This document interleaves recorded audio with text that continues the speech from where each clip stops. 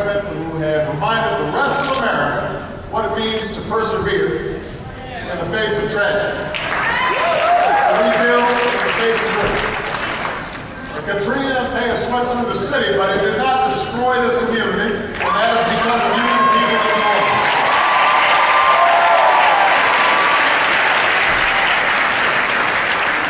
It has now been just over 4 years since that terrible storm struck your shores. And the days after it did, this nation and all the world bore witness to the fact that the damage from Katrina was not caused just by a disaster of nature, but also by a breakdown in government.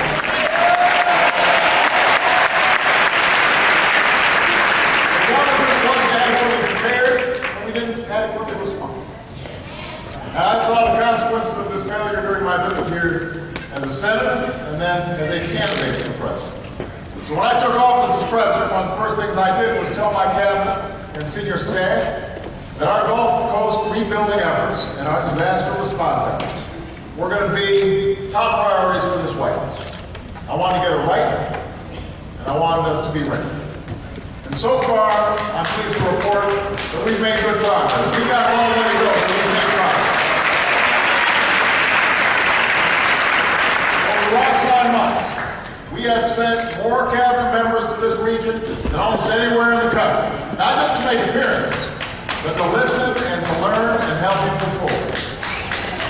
As we continue this recovery effort, I made it clear that we're not going to tolerate the usual turf wars between agencies. So we prioritize coordination between all levels of government. We put in place innovative review and dispute resolution programs to get projects moving forward quickly. We freed up over $1.5 billion in recovery and rebuilding assistance that has been tangled up in red tape for years. This assistance is allowing us to move forward together with projects that were stalled across the Gulf Coast. Projects rebuilding and improving schools, investing in public health and safety, repairing broken roads and bridges and buildings. And this effort has been dramatically amplified by the Recovery Act, which has put thousands of Gulf Coast residents back to work. On the housing front, we're tackling the corruption and inefficiency that plague the New Orleans Housing Authority for years.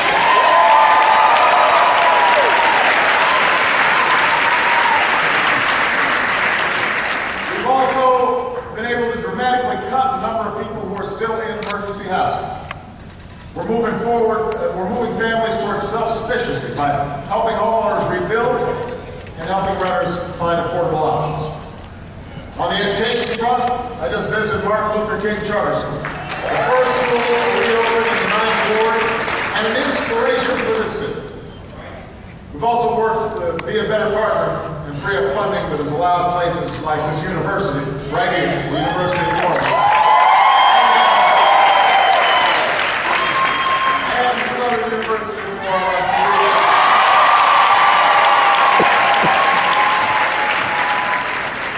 We're looking for ways to be more flexible so New Orleans can build the school system it deserves. And because a lot of your public schools open themselves up to new ideas and innovative reforms, we're actually seeing an improvement in overall achievement that is making the city a model for reform nationwide. That is good news. Thank you.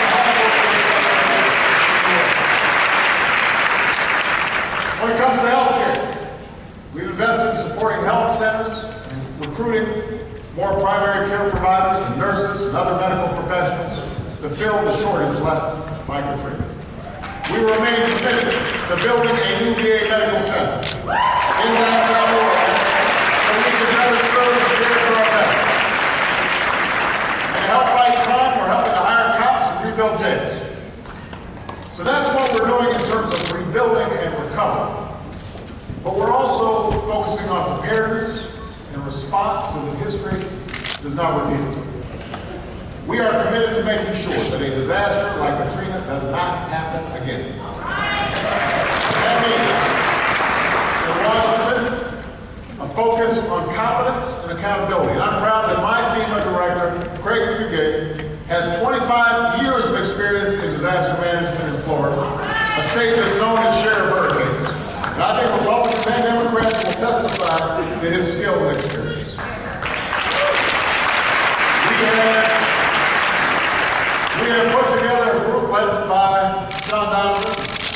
Janet Napolitano to study disaster recovery across the country to figure out how to do it better.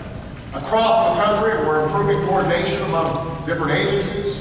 We're modernizing our emergency communications. We're helping families plan for crisis. And here on the Gulf Coast, we're working to make sure this region is protected in the event of a 100-year storm. We've already seen 220 miles worth of levees and flood walls repaired. And we are working to strengthen the wetlands and barrier islands that are the first line of defense for the Gulf Coast.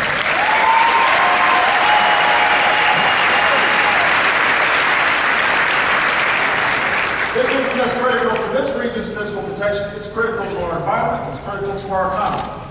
That's why we're establishing an interagency working group that will be responsible for coordinating our restoration efforts across the Gulf at all levels of government. Now, even with all the action we've taken, all the progress we've made, we know how much work is left to be done. Whether you're driving through New Orleans, Biloxi, or the southern part of Louisiana, it's clear how far we have to go before we can call this recovery a real success. There are sewers and roads still in repair. There are houses and hospitals still vacant. There are schools and neighborhoods still waiting to thrive once more. So I promise you this, whether it's me coming down here or my cabinet or other members of my administration, we will not forget about New Orleans. We are going to keep on working. Together we will rebuild this region. We will rebuild it stronger than before. It is going to be